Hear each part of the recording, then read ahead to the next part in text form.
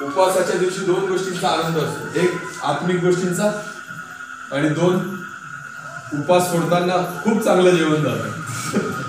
या दोन गोष्टींचा आनंद त्या ठिकाणी मनुष्याला असतो. तर ठीक आहे की आत्मिक भूक घेऊन जर तुम्ही इथं आलेले असाल तर विश्वास ठेवा की परमेश्वर आज तुम्हाला तृप्त करेल. हालेलुया. परमेश्वर आज त्याच्या वचनाद्वारे आपल्याला आशीर्वादित करेल. कोणतं वचन बघत होतो बरं काल आपण? आज सकाळी आपण करिंथकरास पहिले पत्र याचा 6वा अध्याय 19वे वचन.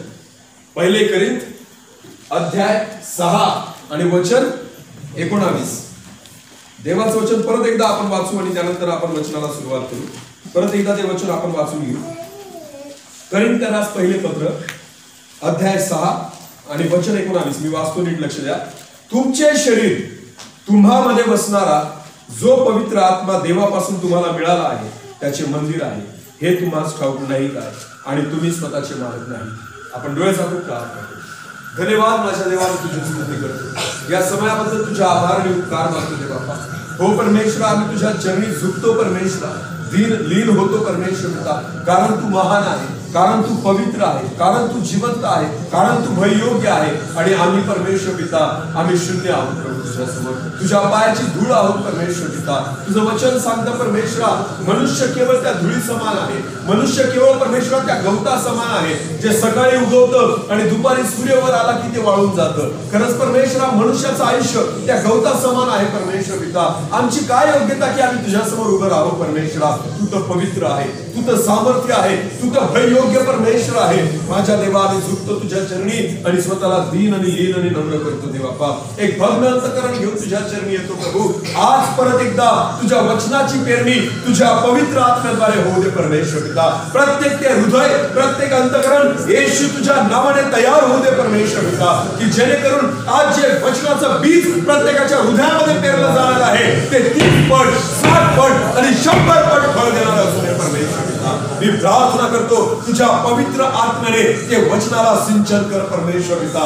आणि येणारं वचन आम्हा सर्वांसाठी एक आशीर्वादाचं कारण असू दे परमेश्वरा, एक जीवन बदलण्याचं कारण असू दे प्रभू, एक आत्मिक उन्नतीचं कारण असू दे परमेश्वर पिता.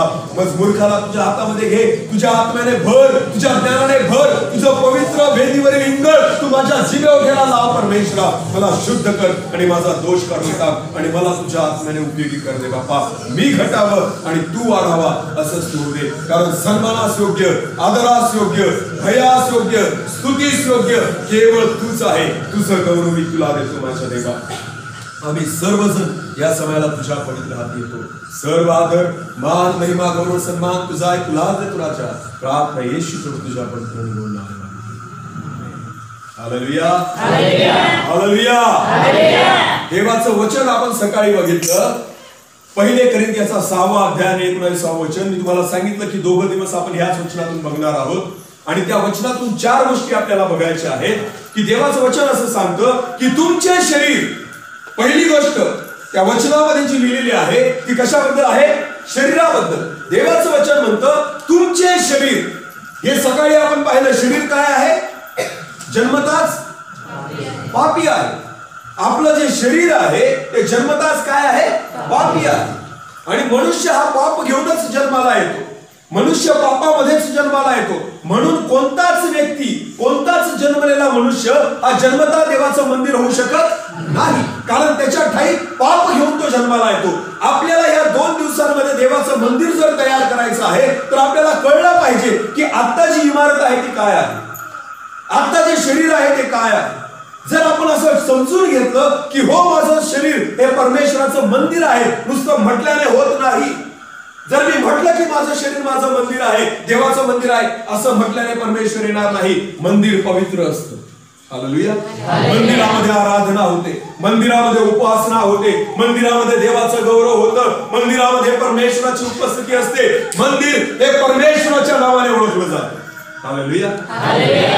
जेव्हा बाहेरचा कोणीही व्यक्ती बर्डीपाड्यामध्ये आला आणि बर्डीपाड्यामध्ये या रस्त्याने जर गेला आणि त्याला जर हे मंदिर दिसलं तर तो काय म्हणेल? हे कोणाचं मंदिर आहे? कोणत्या धर्माचं? कोणत्या धर्माचं? ख्रिस्ती धर्माचं. याला चर्च असं म्हटलं जातं. बरोबर आहे ना? सांगा, बाहेर तुम्ही बोर्ड लावायची सुद्धा गरज नाही. वर नुसता क्रॉस ठेवा. या मंदिराला वर नुसता उभा आणि आडवा क्रॉस ठेवा. येणारे जाणारे लोक काय म्हणतील, हे काय आहे, मंदिर आहे. हे काय आहे, चर्च आहे. हे काय आहे, ख्रिस्ती लोकांचं काय आहे, मंदिर आहे. हालेलुया. मंदिर ओळखलं जातं देवाच्या नावाने. मंदिर त्याच्यामध्ये राहणारा जो आहे त्याच्या नावाने ओळखलं जातं. मंदिराला स्वतःची ओळख नाही. हालेलुया. नीट लक्ष द्या. जोपर्यंत तुम्ही शरीरामध्ये आहात तुम्हाला तुमच्या नावाने ओळखलं जातं. जोपर्यंत मी शरीरामध्ये राहतो तोपर्यंत माझी ओळख आहे. तोपर्यंत तुम्ही एक व्यक्ती म्हणून ओळखले जातात. पण ज्यावेळेस शरीराचं रूपांतर मंदिरामध्ये होतं त्यावेळेस तुम्ही तुमच्या नावाने नाही त्या मंदिराच्या नावाने ओळखले जातात. हालेलुया. त्या मंदिरामध्ये जो व्यक्ती राहतो ना त्याच्या नावाने हे शरीर ओळखलं जातं. म्हणून तुम्हाला एक नवीन नाव पडतं. देवाचं वचन म्हणतं प्रेषितांच्या कृत्यामध्ये प्रथमतः अंत्योखिया या ठिकाणी ख्रिस्ती लोकांना ख्रिस्ती हे नाव त्या ठिकाणी पडलं. हालेलुया. जे विश्वासणारे होते त्यांना पहिल्यांदा अंत्योखिया या ठिकाणी ख्रिस्ती हे नाव पडलं की जे येशू ख्रिस्तावर विश्वास ठेवणार. हालेलुया. हालेलुया. हालेलुया. ज्या दिवशी लोक स्वतः म्हणतील की हा व्यक्ती ख्रिस्ती आहे तेव्हा समजून घ्या की तुम्ही देवाचं मंदिर झाले आहात. आज लोक वेगळ्या पद्धतीने म्हणतात की हा पण ख्रिस्ती आहे. काय म्हणतात, हा पण ख्रिस्ती आहे. म्हणजे काय, आम्ही पण विधर्मी, आम्ही पण दारू पितो, हा पण दारू पितो, आम्ही पण शिव्या देतो, हा पण शिव्या देतो. म्हणून लोक म्हणतात हा पण ख्रिस्ती आहे. लक्षात घ्या, ही ओळख तुमची आणि माझी नाही. जर तुम्ही हे मंदिर पवित्र केलेलं नाही, जर तुम्ही हे मंदिर प्रभूला समर्पित केलेलं नाही, जर या मंदिरामध्ये देवाचा आत्मा आलेला नाही तर लक्षात घ्या, स्वतःला ख्रिस्ती म्हणून घेऊ नका. कारण तुमचं काही जात नाही, माझ्या देवाचं जातं. कारण तुम्ही जे ओळखले जातात स्वतःमुळे नाही तर त्या परमेश्वराच्या नावाने ओळखले जातात. एक ख्रिस्ती व्यक्ती म्हणून ज्या वेळेस मी ओळखला जातो त्यावेळेस माझं चालणं, बोलणं, उठणं, बसणं, वागणं, विचार करणं, बघणं सर्व बदललं पाहिजे आणि याच्यामधून फक्त ख्रिस्ताचं मंदिर दिसलं पाहिजे. हालेलुया. यासाठी प्रभूने तुम्हाला आणि मला निवडलेलं आहे. आज मी तुम्हाला या 2 दिवसांमध्ये ह्याच गोष्टी देवाचा आत्मा तुम्हाला एक गोष्ट मी सांगू इच्छितो. ही साक्ष आहे पास्टर. ज्या दिवशी मला पास्टरांचा फोन आला, मला तो वार आठवत नाही, पण त्या दिवशी दुपारी मी आणि माझी मिसेस प्रार्थनेला बसलेलो होतो. आमची प्रार्थनेची खोली आहे त्याच्यामध्ये मी आणि माझी मिसेस प्रार्थनेला बसलेलो होतो आणि आराधना करत असताना, दुपारच्या वेळेस सांगतोय मी, आराधना करत असताना, प्रार्थना करत असताना अचानक प्रभूने मला हे वचन दिलं. हे ज्या वचनातून आज आपण शिकत आहोत 2 दिवसांमध्ये. ज्यावेळेस प्रभू मला हे वचन देत होता, या वचनाचं प्रकाशन देत होता, मी विचार करत होतो की प्रभू हे तर खूप लांब लचक वचन आहे, ज्याच्यामध्ये तो खूप गोष्टी दडलेल्या आहेत. मग मी माझ्या मंडळीला ह्या गोष्टी कसं काय शिकू? रविवारच्या संदेशामध्ये हे वचन पुरणार नाही. रविवारी जेमतेम 1 तासाचा संदेश होतो, त्या 1 तासामध्ये मी हे वचन कसं काय सांगू? मी मनातल्या मनात हा विचार करत होतो आणि प्रार्थना करत होतो. मला समजत होतं की प्रभू मला काय देत आहे, मला समजत होतं की प्रभू अद्भुत गोष्टी मला सांगत आहे, पण मला हे कळत नव्हतं की प्रभू मी हे कुठं सांगू. कारण मी माझ्या चर्चमध्ये, माझ्या मंडळीमध्ये, माझ्या घरामध्ये जे लोक रविवारी येतात 1 तासात मी हा विषय संपवू शकत नाही आणि मला कळत नव्हतं की प्रभू हे का देत आहे.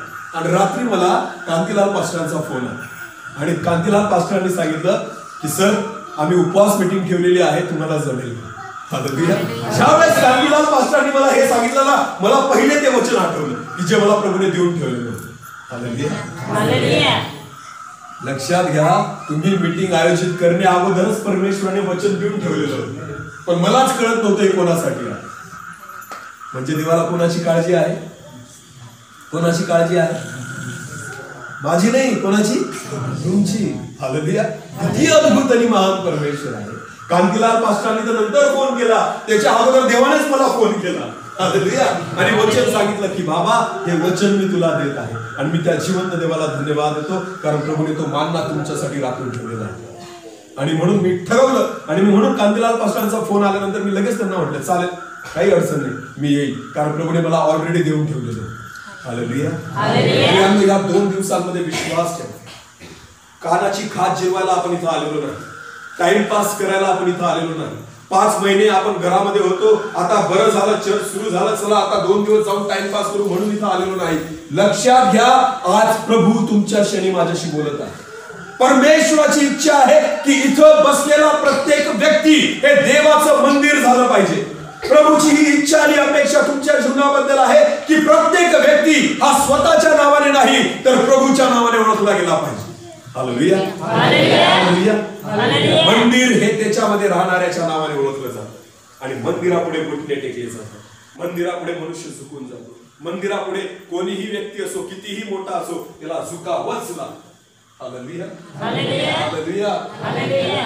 ते मंदिर परमेश्वराची इच्छा आहे की तुम्ही आणि मी बघा.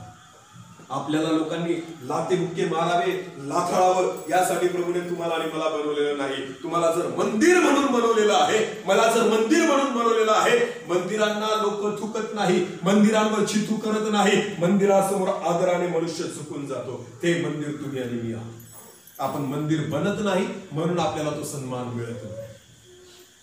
समजतंय? पण ह्या 2 दिवसात प्रभू जे शिकवत आहे अंतःकरणात साठवा. हालेलुया. वचनावर विश्वास ठेवा की परमेश्वर तुमच्याशी बोलत आहे. सकाळच्या सत्राला आपण पाहिलं की शरीर तर पापी आहे, जन्मतः पापी आहे. आज विचार करा, काय मी माझ्या शरीराच्या नावाने ओळखला जातो? मला व्यक्ती म्हणून लोक ओळखतायत अजून सुद्धा.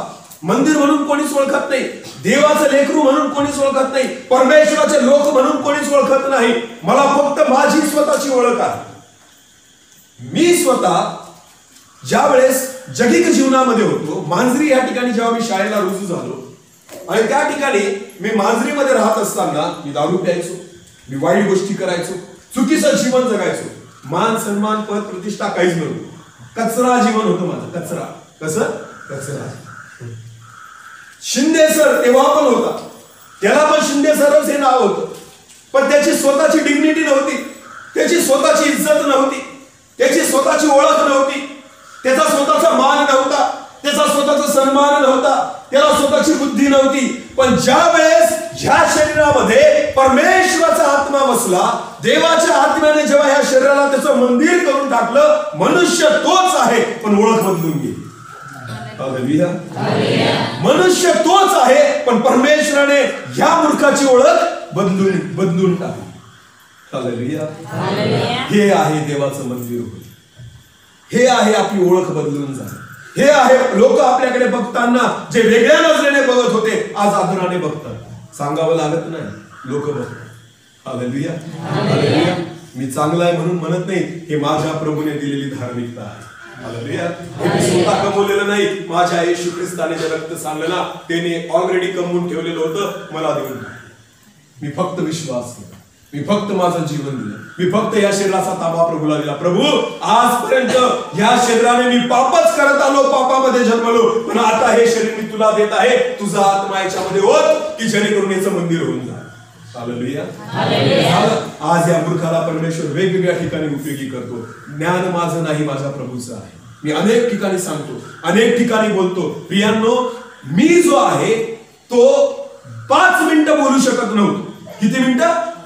5 मिनिटं मला बोलता येत नव्हतं जेव्हा मी कॉलेजला होतो त्यावेळेस. आणि आज मी 1 तास न बघता बोलू शकतो. Hallelujah, hallelujah. काय बदललं? काय बदललं? फक्त शरीराचं मंदिर होऊन. हालेलुया. आता मी बोलत नाही, कोण बोलतो? माझ्यामध्ये असणारा देवाचा आत्मा.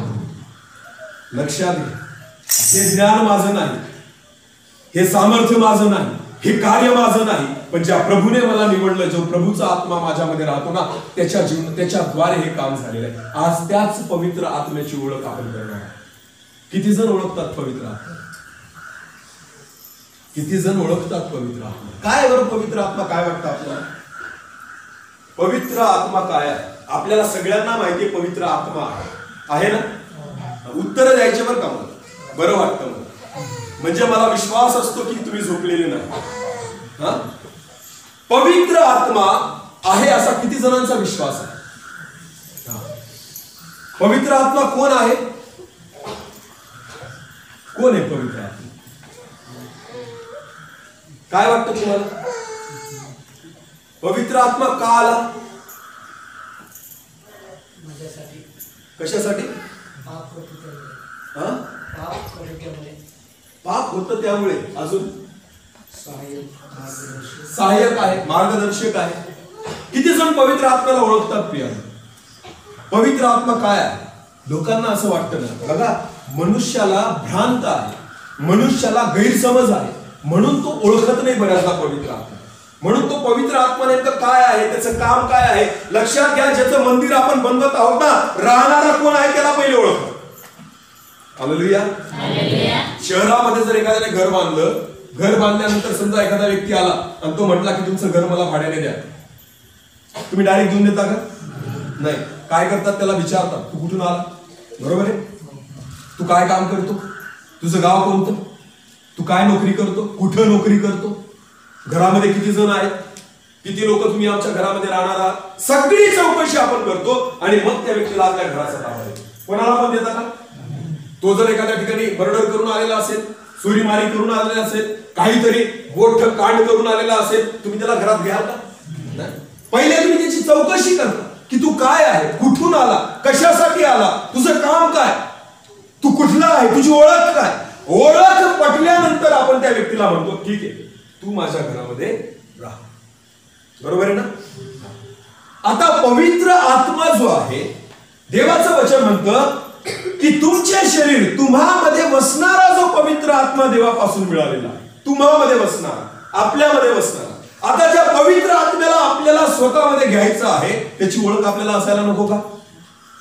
तो कोण आहे, तो कुठून आला, तो का आला, त्या पवित्र आत्म्याची ओळख आता आपण करणार.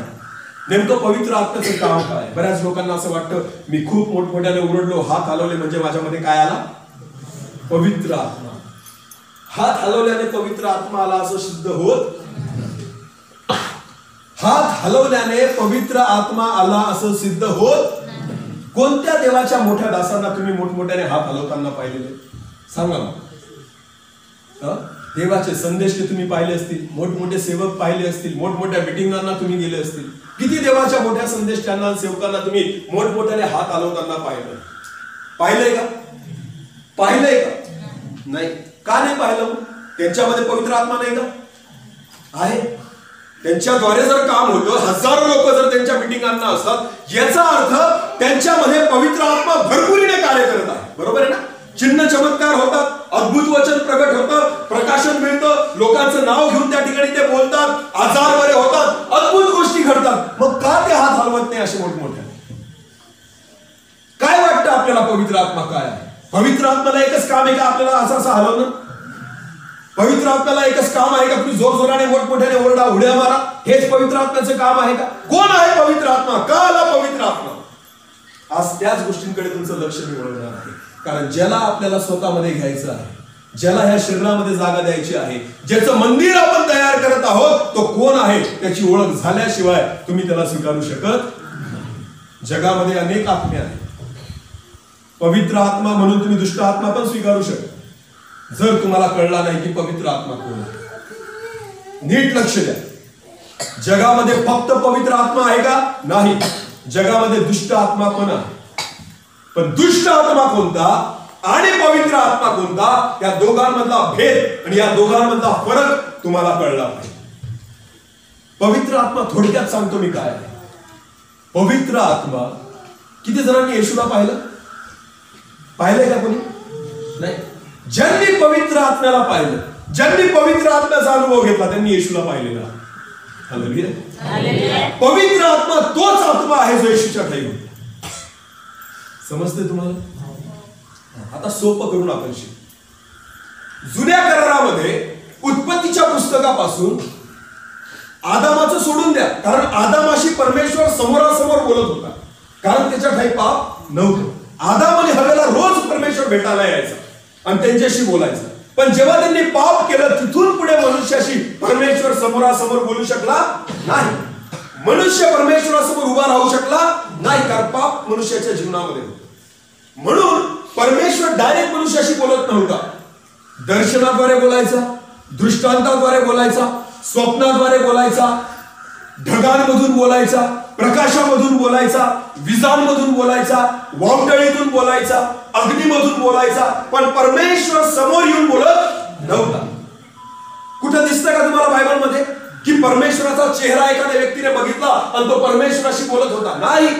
परमेश्वर ढगांमधून बोलला मोशेद्वारे, परमेश्वर त्या ठिकाणी मोशेशी त्या अग्नीच्या झुडपामधून बोलला, परमेश्वर त्या सिनाई पर्वतावर मोशे असताना विजा चमकत होत्या, गडगडाट होत होता, अंधार होता, सर्व ढगांनी तो पर्वत झाकलेला होता आणि त्याच्यामधून परमेश्वर मोशेशी बोलत होता. हालेलुया. अनेक संदेशकांशी स्वप्नाद्वारे परमेश्वर बोलायचा, दृष्टांताद्वारे बोलायचा, दर्शनाद्वारे बोलायचा, पण परमेश्वर स्वतः त्या ठिकाणी डायरेक्ट समोरासमोर बोलत नव्हता. एक वचन आपण वाचून घेऊ. इब्रिकरास पत्र याचा पहिला अध्याय पहिलं वचन. इब्रिकरास पत्र याचा पहिला अध्याय पहिलं वचन. इब्री 1:1. मराठीत आहे का कोणाकडे? वाचावं.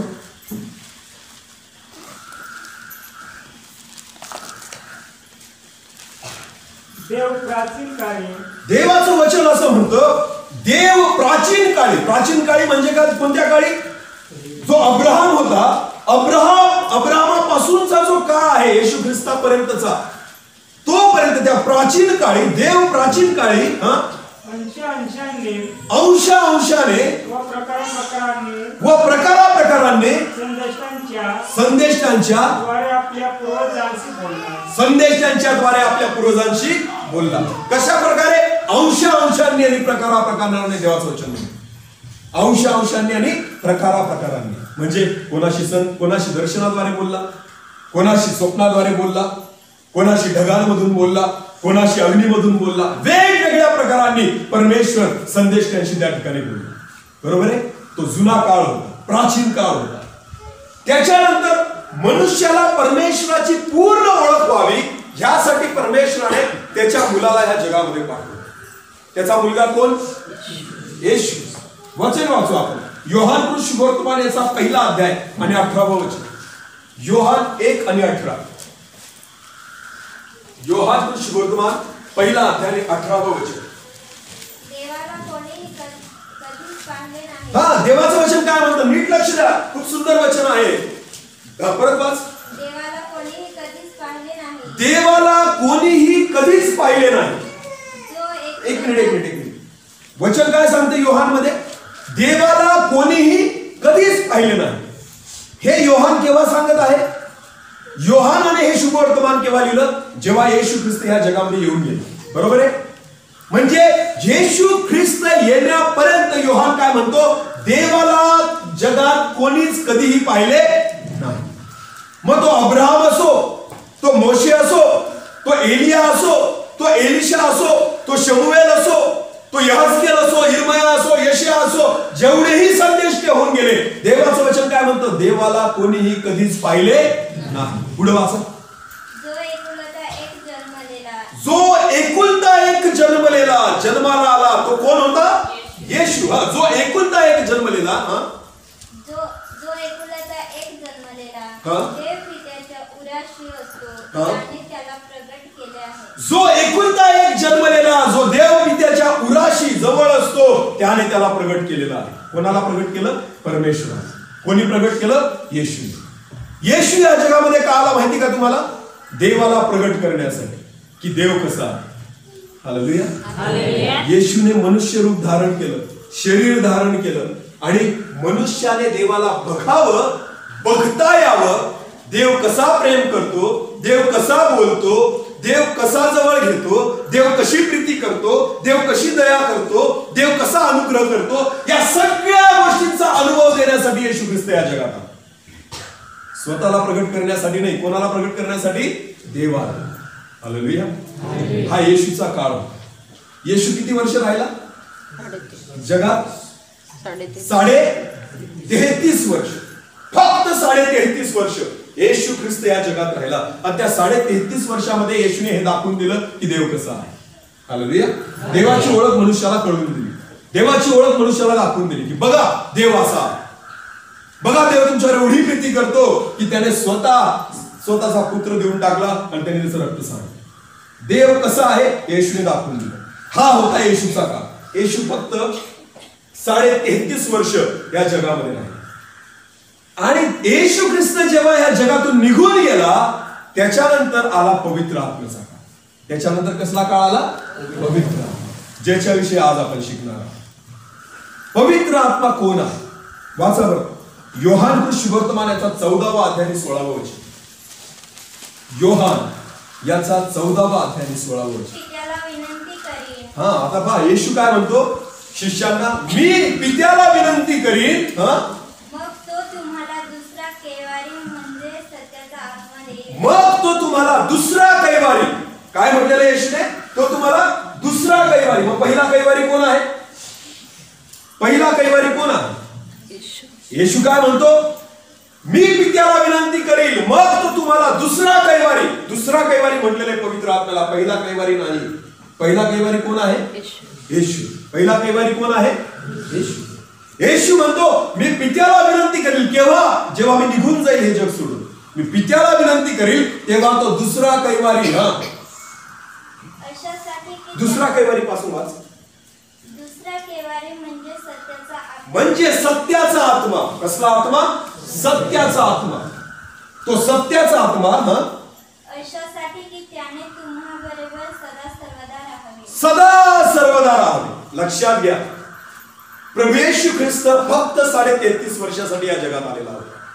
पवित्र आत्मा सदा सर्वदा तुमच्या सोबत राहण्यासाठी आलेला आहे. हालेलुया.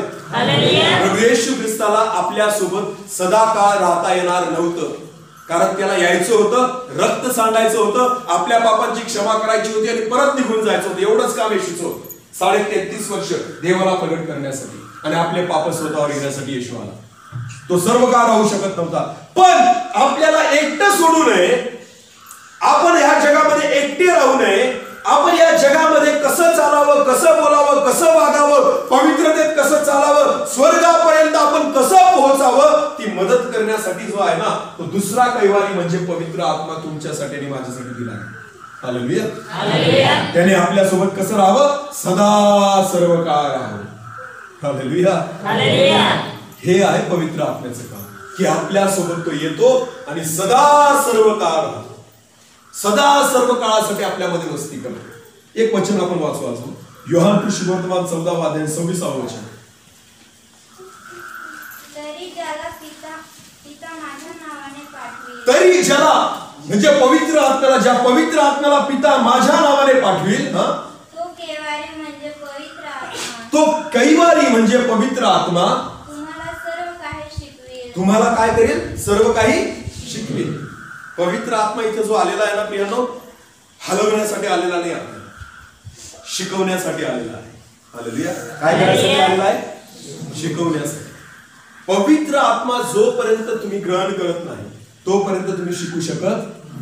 हे बायबल आहे ना, तुम्ही 100दा वाचा तरी सुद्धा बायबलचा काहीच परिणाम तुमच्यावर होणार नाही जर पवित्र आत्मा तुमच्याकडे नाही. कारण हे बायबल फक्त पवित्र आत्मा शिकू शकतो. हालेलुया. हे बायबल मी विश्वासात येण्याच्या अगोदर सुद्धा वाचलेलं होतं. 2-1दा वाचलेलं होतं पूर्ण बायबल. मला एक पणदा बायबल कळलं, बायबलने मला आशीर्वादित केलं नाही. पण ज्या वेळेस देवाचा आत्मा, पवित्र आत्मा मी स्वीकारला, तेच वचन आहेत, तेच बायबल आहे. पण आज त्या बायबल मधली वचनांची उकल देवाचा आत्मा देतो. ते प्रकाशन प्रभू देतो. त्याच्यातल्या गुपित आणि दडलेल्या गहन गोष्टी प्रभू शिकवायला लागतो. आणि मग असं वाटतं की अरे हे तर मी पहिले पण वाचलं होतं, पण पहिले मला समजलंच नाही. देवाचा आत्मा जो कैवारी आहे ना, तो आपल्याला शिकवण्यासाठी आलेला आहे. आणि परत एकदा वाचतो. तरी ज्याला पिता माझ्या नावाने पाठवील, हा. तो कैवारी म्हणजे पवित्र आत्मा तुम्हाला सर्व काही शिकवेल. सर्व काही शिकवेल आणि ज्या गोष्टी मी तुम्हाला सांगितल्या त्या सर्वांची तुम्हाला आठवण करून. प्रभू येशू काय म्हणतो? ज्या गोष्टी मी तुम्हाला सांगितल्या त्यांची काय करून देईल तुम्हाला? आठवण. कारण आपण विसरून जायला नको. ज्या येशूने शिकवून ठेवलेल्या आहेत त्या गोष्टीची आठवण करून देण्यासाठी पवित्र आत्मा आलेला आहे. हालेलुया. कारण आपण सहज विसरतो कोणत्याही गोष्टी, सहज विसरून जातो प्रभूची कृपा, सहज विसरून जातो त्याची प्रीती. म्हणून तर प्रकटीकरणाच्या पुस्तकामध्ये परमेश्वर एका मंडळीला दोष देतो देवाचा आत्मा, की तू पहिली प्रीती सोडलेली आहे. काय म्हटलेलं आहे त्या वचनामध्ये? तू पहिली प्रीती सोडलेली आहे. कशी काय पहिली प्रीती निघून जाते आपली? जेव्हा आपण नवीन विश्वासामध्ये येतो, खूप प्रार्थना करतो, नवीन विश्वासामध्ये तो दर रविवारी चर्चला जातो. नवीन विश्वासामध्ये तो आपण उपवास प्रार्थना करतो. नवीन विश्वासामध्ये तो खूप आत्म्याने गाणे म्हणतो, खूप आत्म्याने आराधना करतो, खूप आत्म्याने आपण परमेश्वराचं वचन ऐकतो, प्रार्थना करतो, सगळ्या गोष्टी करतो जेव्हा आपण नवीन विश्वासामध्ये असतो. पण हळू हळू हळू हळू हळू हळू थंड थंड थंड थंड थंड होत जाते. मग ती प्रार्थना पण होत नाही, मग ती आराधना पण होत नाही, मग ती आत्म्याची उपस्थिती पण जाणवत नाही, मग वचन वाचायला पण गोडी लागत नाही, वचन ऐकायला पण गोडी लागत नाही. का होतं बरं हे माहिती का तुम्हाला? कारण तुम्ही देवाच्या आत्म्याचा स्वीकार केलेला नाही. देवाचा आत्मा तुम्हाला त्या प्रवाहामध्ये टिकून ठेवतो. हालेलुया. देवाचा आत्मा तुम्हाला पेटत ठेवतो, देवाचा आत्मा तुम्हाला तेवत ठेवतो, देवाचा आत्मा तुम्हाला विजू देत नाही. हे देवाच्या आत्म्याचं काम आहे, हे पवित्र आत्म्याचं काम आहे. आणि म्हणून त्या ठिकाणी देवाचं वचन काय सांगतं? परत एकदा वाचा. तरी ज्याला पिता माझ्या नावाने पाठवेल तो केवळ म्हणजे पवित्र आत्मा तुम्हाला सर्व काही शिकवेल आणि ज्या गोष्टी मी तुम्हाला सांगितल्या त्या सर्वांची तुम्हाला आठवण करून देईल. त्या सर्वांची ती तुम्हाला काय करून देईल? आठवण करून देईल. हे पवित्र आत्म्याचं काम आहे की जे येशूने तुम्हाला आणि मला शिकवलेलं आहे, जी येशूची वाणी आहे, जे येशूचं वचन आहे, जे येशूचं शिक्षण आहे, ते शिक्षण आणि त्याची आठवण करून देणं हे पवित्र आत्म्याचं काम आहे. प्रभू येशू ख्रिस्ताने नियमशास्त्राच्या एक पाऊल पुढे जाऊन शिकवलं. नियमशास्त्र असं म्हणतं की तू व्यभिचार करू नको, ते पाप आहे. बरोबर आहे ना? प्रभू येशू म्हणतो मी तर तुम्हाला असं सांगतो की जो कोणी वाईट नजरेने एखाद्या बहिणीकडे एखाद्या स्त्रीकडे बघतो त्याने आपल्या मनात व्यभिचार केलेलाच आहे. काय म्हणतो प्रभू येशू? जो एखादा पुरुष किंवा एखादा तरुण एखाद्या स्त्रीकडे वाईट नजरेने घाण नजरेने बघतो त्याने तिच्याशी व्यभिचार केलेलाच आहे. कृती जरी नाही केली, नुसता मनात विचार केला तरी तो व्यभिचार आहे असं प्रभू शिकवतो. पण आपण विसरून जा, ज्यावेळेस पवित्र आत्मा आपल्या ढय असतो ना, तो आपल्याला आठवण करून देतो, हे वाईट बघू नको, वाईट नजरेने बघू नको. हे कोण शिकवतो आपल्याला? पवित्र आत्मा. आपण एवढे चांगले नाही, आपण एवढे चांगले नाही, पण तो पवित्र आत्मा ज्यावेळेस आपल्यामध्ये येतो ना, तो आपल्याला आठवण करून देतो हे पाप आहे. तो आपल्याला सांगतो की प्रभूने म्हटलेलं आहे की ह्या गोष्टी करायच्या नाही, वाईट नजरेने कोणाकडे बघायचं नाही, वाईट इच्छा कोणाबद्दल मनामध्ये आणायची नाही. हे पवित्र आत्मा आपल्याला शिकवतो, कारण हेच पवित्र आत्म्याचं काम आहे. त्या पवित्र आत्म्याला ओळखा प्रिय. आज अनेक ख्रिस्ती लोक पवित्र आत्म्याला ओळखत नाही. अनेक पेंटिकॉस्टल मंडळ्या ज्या आहेत, पेंटिकॉस्टल ज्या मंडळ्या आहेत, ज्यांना आत्मिक मंडळ्या असं म्हणतात, आज लोकांना वाटतं पवित्र आत्मा आला आला आणि गेला गेला. पवित्र आत्मा आला नाही गेला नाही, तो आपल्यामध्येच राहतो. हालेलुया. हालेलुया. आपण म्हणतो पवित्र आत्मा आला आला आला आला आणि कुठे गेला? आला आणि कुठे गेला? तो आलाच कशाला होता? चर्च मध्ये आपण येतो, खूप पवित्र आत्म्याने भरून जातो, मोठमोठ्याने हात हलवतो, मोठमोठ्याने ओरडतो, मोठमोठ्याने स्तुती आराधना करतो. चर्चच्या बाहेर गेल्यानंतर इथंच ठेवून जातात का पवित्र आत्म्याला? त्याला म्हणतो प्रभू तू इथंच थांब, पवित्र आत्मा तू नको आमच्या सोबत येऊ. कारण घरी जाऊन आम्हाला दुनियादारी करायची, शिव्या द्यायच्या, भांडणं करायचे, चोऱ्या माऱ्या करायच्या, तंबाखू खायची, दारू प्यायची, तपकीर घासायची, मिसरी घासायची. तू कशाला आमच्या सोबत येतो? पवित्र आत्मा तू इथंच थांब, पुढच्या रविवारी परत येऊ भेटायला, मग परत हात हलवू मोठमोठ्याने. हे आहे का पवित्र आत्म्याचं काम? खूप उड्या मारल्या, मी खूप ओरडलो, खूप रडलो, खूप मोठमोठ्या.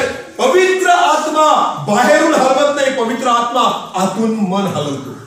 हालेलुया. तुमचं हृदय पवित्र आत्मा हलवण्याचं काम करतो. जेव्हा मनुष्य चुकतो, पाप करतो, तो शिकवतो, हे प्रभू येशू ख्रिस्ताने सांगितलेलं आहे हे करू नको. हे पवित्र आत्म्याचं काम आहे. काय तो आत्मा तुमच्या आणि माझ्यामध्ये आहे का? आपल्याला तो आत्मा नुसता बाहेरूनच हलवत आहे, अजून आतून आपण हल्लोच नाही. मधून मी अजून हल्लो नाही. मी मधून हल्लो पाहिजे, माझं हृदय हलून गेलं पाहिजे, माझं अंतःकरण हल्लं पाहिजे. हे काम आहे पवित्र आत्म्याचं. काय तो पवित्र आत्म्याला मी ओळखतो का? नाही, मी त्या पवित्र आत्म्याला ओळखतो जो हात हलवतो. मी त्या पवित्र आत्म्याला ओळखतो जो खूप मोठमोठ्याने ओरडायला लागतो. मी म्हणत नाही हात वर करणं चुकीचं आहे, मी असं पण म्हणत नाही की ओरडू नका, मोठ्याने आराधना सगळं करा, पण आत्म्याने करा, दुसऱ्याचं पाहून करू नका.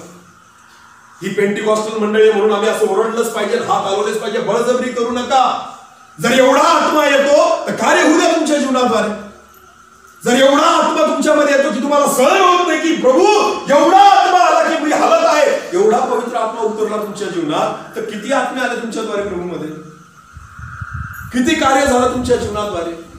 थंडी ताप आला का पास्टर आठवतो, कुठे गेला पवित्र आत्मा एवढा हलवत होता तुम्हाला. तर नुसता थंडी ताप आला तो कोण आठवतो, पास्टर माझ्यावर हात ठेवा आणि काय करा, प्रार्थना करा. सांग ना पवित्र आत्म्याला जो तुझ्यामध्ये. नुसता हात हलवून निघून गेलो आपण, दुष्ट आत्म्याची भीती आहे मनामध्ये. याच्या घराचं खाऊ नको, त्याच्या दारात जाऊ नको, याने मुठ मारली, याने माती मारली, याने ते केलं, याने हे केलं, याने खाऊ घातलं, याने पिऊ घातलं, हे विचार आपण घेऊन येतो इथं, हात हलवतो मोठमोठ्याने. कशाला भीती आहे मग जर पवित्र आत्मा तुमच्या ठाई आहे तर. Hallelujah, hallelujah. देवाचा आत्मा असा नाही. मी तुम्हाला फक्त दोष दाखवण्यासाठी, तुमच्या चुका काढण्यासाठी, तुम्हाला टोचून बोलण्यासाठी इथं आलेलो नाही प्रियानो. आणि माझी अशी इच्छा नाही की तुम्हाला त्रास व्हावा, माझी अशी इच्छा नाही की तुम्हाला दुःख व्हावं, पण माझी अशी इच्छा आहे की तुम्ही शिका. माझी अशी इच्छा आहे की सत्य तुम्हाला कळावं आणि सत्याने तुम्ही बंधमुक्त व्हा. नाही तर व्यर्थ आहे सगळं चर्च लावणं, व्यर्थ आहे आराधना करणं, व्यर्थ आहे प्रभूची स्तुती करणं. मग आपल्याला तीच गोष्ट माहिती नाही की काय नेमकं ख्रिस्ती जीवन आहे. आपल्याला हेच माहिती नाही, फक्त आपल्याला एक माहिती, मला पुढे जायचं, कुठे जायचं, स्वर्गात. शिव्या देईल पण कुठे जाईल, तंबाखू खाईल पण कुठे जाईल, दारू पिईल पण कुठे जाईल, भांडणं करायला पण कुठे जाईल, व्यभिचार करायला पण कुठे जाईल, टीव्ही बघायला पण कुठे जाईल, मोबाईल मध्ये मोठं घालायला पण कुठे जाईल. धर्मशाळा आहे का, धर्मशाळा आहे का. मग कसं काय वाटलं तसं तुम्ही स्वर्गात जा. स्वतःला मूर्ख बनवू नका, डोळे उघडा. पवित्र आत्मा जो प्रभूने तुम्हाला आणि मला दिलेला आहे तो ह्यासाठी दिलेला आहे की तो शिकवतो आपल्याला, तो सांगतो तू चुकत आहे, तो टोचतो आपल्याला की हे करू नको, तो सांगतो आपल्याला की हे चुकीचं आहे, हे पाप आहे, ही देवाला न आवडणारी गोष्ट आहे. हे शिकवण्यासाठी पवित्र आत्म्याला या जगामध्ये पाठवलं गेलं. Hallelujah, hallelujah, hallelujah, hallelujah. ज्यावेळेस पवित्र आत्मा येऊन जातो ना, तर तो या शरीराचं मंदिर करायला लागतो. काय करायला लागतो, मंदिर. लोक ओळखायला लागतात की देवाचं मंदिर आहे. Hallelujah, hallelujah. हा, काय आपल्याला लोक देवाचं मंदिर म्हणून ओळखतात का. लोक तर आपल्याला पाहून रस्ता बदलतात. लोक आपल्याला पाहून काय बदलतात, रस्ता बदलतात. अरे खाला ना, याच्या तोंडे लागायला नको. काय आहोत आपण, खरंच देवाचं मंदिर आहोत, खरंच पवित्र आत्म्याची ओळख आपल्याला झालेली आहे. पेंटिकॉस्टल मंडळी आहे आपली, आत्मिक मंडळी आहे प्रियानो. पवित्र आत्म्याला ओळखा, ज्या आत्म्याला तुम्ही जागा देता. तो आत्मा शिकवणारा आहे, तो आत्मा पवित्रतेकडे घेऊन जाणारा आहे. अजून एक वचन आपण वाचू, योहान कृष्णवर्तमान याचा 16वा अध्याय. योहान कृष्णवर्तमान याचा 16वा अध्याय 7 आणि 8 वचन. पवित्र आत्म्याबद्दल शिकत आहोत आपण. योहान 16, 7 आणि 8 वचन वाचावं. तरी मी तुम्हाला खरे ते सांगतो. येशू काय म्हणतो, तरी मी तुम्हाला खरे ते सांगतो, खोटं सांगत. हे मी माझं बोलत नाही, येशू बोलत आहे वचनामध्ये शिष्यांशी. तरी मी तुम्हाला खरे ते सांगतो. मी जावे हे तुमच्या हिताचे आहे. येशू म्हणतो मी जावे स्वर्गामध्ये, हे तुमच्या हिताचे आहे, तुमच्यासाठी चांगलं आहे. कारण मी न गेलो, कारण मी जर गेलो नाही तर केवारी तुमच्याकडे येणारच नाही. तर कैवारी म्हणजे पवित्र आत्मा तुमच्याकडे येणारच नाही. हा, पुढे. मी गेलो तर त्याला तुमच्याकडे पाठवेन. आणि मी जेव्हा जाईल ना तेव्हा मी त्याला तुमच्याकडे पाठवीन. हा, पुढे. तो येऊन पापाविषयी. हा, आणि जेव्हा पवित्र आत्मा येईल तेव्हा तो काय करेल ते बघा. पवित्र आत्मा आल्यानंतर काय करतो ते स्पष्ट वचनात लिहिलेलं आहे. जेव्हा तो येईल तेव्हा तो येऊन पापाविषयी, नीतिमत्वाविषयी व न्याय निवडाविषयी जगाची खात्री करेल. तो येईल त्यावेळेस पापाविषयी, नीतिमत्वाविषयी आणि न्याय निवाड्याविषयी जगाची खात्री करून देईल. हालेलुया. पवित्र आत्म्याला हे 3 कामं सोपवलेली आहेत की मनुष्याला त्याचे पाप दाखवा की मी पापी आहे. ज्यावेळेस पवित्र आत्मा आपल्यामध्ये येतो ना, तो पहिले एक गोष्ट करतो की तो तुम्हाला जाणीव करून देतो की मी काय आहे. आज कोणता जगातला मनुष्य स्वतःला पापी म्हणून घ्यायला तयार आहे, बरोबर सांगा. जो पाप करतो ना उदासपणे, तो पण नाही म्हणत मी पापी आहे. कारण त्याला पण कुठे जायचंय? जो प्रभूला ओळखतो किंवा जो प्रभूला ओळखत नाही, कोणीच म्हणत नाही की मी पापी आहे. म्हणतात का? नाही. मी तर खूप पुण्यवान, मी तर खूप पवित्र ना. स्वतःला पापी म्हणून घेणं आपल्याला आवडतं का? पण ज्याच्यामध्ये पवित्र आत्मा येतो ना, त्याला पहिली ही जाणीव होती की मी काय आहे? काय मला जाणीव झाली का मी पापी आहे? किती लोकांना जाणीव झाली की आम्ही पापी? आपल्याला तर वाटतं मी खूप पुण्यवान, मी तर दान दशांश देतो, मी इतका पैसा प्रभूला दिला, मी दर रविवारी चर्चला येतो, मी बायबल वाचतो, मी प्रार्थना करतो, मी उपवास करतो, मी उपवास मीटिंगला जातो. आपल्याला वाटतं ही माझी धार्मिकता आहे. आपल्याला वाटतं बस प्रभू खुश झाला याच्याने. आपला परमेश्वर तसा नाही. आपला परमेश्वर त्या मूर्ती समान नाहीये. प्रियांनो, लक्षात घ्या. जिला दिसत नाही, ऐकायला येत नाही, बघत नाही. परमेश्वर काय या चर्च मध्ये राहत नाही. तुम्हाला असं वाटतं चर्च मध्ये आलं का आराधना करा, स्तुती करा आणि मग घरी गेलं का कसं पण वागा, कारण परमेश्वराला काय दिसतं? तो तर चर्च मध्ये आहे ना. घरी कसं पण वागलं तरी चालेल. परमेश्वर कुठे आहे? चर्च मध्ये आहे. म्हणून आपण बिंदास वागतो. बिंदास कसं पण, जे बघायचं ते बघा, जसं वागायचं तसं वागा, जे बोलायचं तसं बोला, जे खायचं ते खा, जे प्यायचं ते प्या. कोण बघायला येतं? परमेश्वर तर कुठं आहे? परमेश्वर कुठे आहे? आपल्याला वाटतं चर्च मध्ये आहे. म्हणून तर आपण बाहेर जाऊन पाप करतो ना. पवित्र आत्मा जर आपल्या ठाई असताना तर आपल्याला कळलं असतं की मी काय आहे? पापी आहे. मी हे गोष्ट करणार नाही. जाणीव होती स्वतःला की मी पापी आहे, की प्रभू तू पवित्र आहे आणि मी पापी आहे. पवित्र आत्मा जेव्हा मनुष्याच्या जीवनामध्ये येतो, पहिल्यांदा मनुष्याला जाणीव करून देतो की तू काय आहे? पापी आहे. काय मला जाणीव झाली की मी पापी आहे? अजूनपर्यंत अनेक लोकांना जाणीव नाही झालेली की मी पापी आहे. पाप क्षमा फक्त त्याच व्यक्तीची होती ज्याला समजतं की मी पापी आहे. जो म्हणतच नाही मी पापी आहे, त्याच्या पापांची क्षमा होईल का? नाही. ज्याला अजून समजतच नाही की मी पापी आहे, त्याला पापक्षमेची गरजच काय? ज्याला कळतं की मी पापी, त्यालाच पापक्षमेची गरज आहे. पापांची क्षमा फक्त त्याच लोकांची होईल, लक्षात घ्या, जे कबूल करतील तोडणारे की मी काय आहे? काय मी कबूल केलं का मी पापी आहे? बऱ्याच लोकांनी अजून कबूल केलेलं. आपल्याला वाटतं की मी चर्चला जातोय, मी मंदिरात जातोय, मी दर रविवारी एक पण भक्ती चुकवत नाही म्हणून मी धार्मिक आहे. खोटं आहे. पहिले कबूल करा की मी काय आहे? पापी आहे. पवित्र आत्म्याचं काम आहे. पवित्र आत्मा येईल तो तुम्हाला पापाविषयी, नीतिमत्वाविषयी, नीतिमत्व काय आहे? नीतिमत्वाविषयी शिकवेल म्हटलेलं आहे पवित्र आत्मा आल्यानंतर. नीतिमत्व काय आहे? नीतिमत्व ती गोष्ट आहे. नीतिमत्व हे स्वर्गाचं तिकीट आहे. नीतिमत्व काय आहे? स्वर्गाचं. किती लोकांकडे आहे? स्वर्गाचं तिकीट किती लोकांकडे? तुम्हाला माहिती का? रेल्वेमध्ये जर तुम्ही बिना तिकिटाचे चढले आणि प्रवास करायला लागले आणि जर तुम्हाला टीसीने पकडलं तर तो काय करेल तुम्हाला? बिना तिकिटाचं पकडलं तर तो काय करेल तुम्हाला? एक तर पैसे भरायला लावेल, तिकीट घ्यायला लावेल, किंवा पुढच्या स्टेशनवर काय करेल? उतरवून देईल. बरोबर आहे? कारण तुमच्याकडे काय नाही? तिकीट नाही.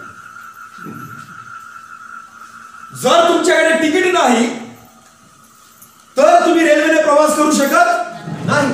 आणि केला पण आणि तुम्ही आढळून आले तर तुम्हाला खाली उतरवून देतील. तुम्हाला मध्ये प्रवास करण्याची तुम्हाला परवानगी भेटणार.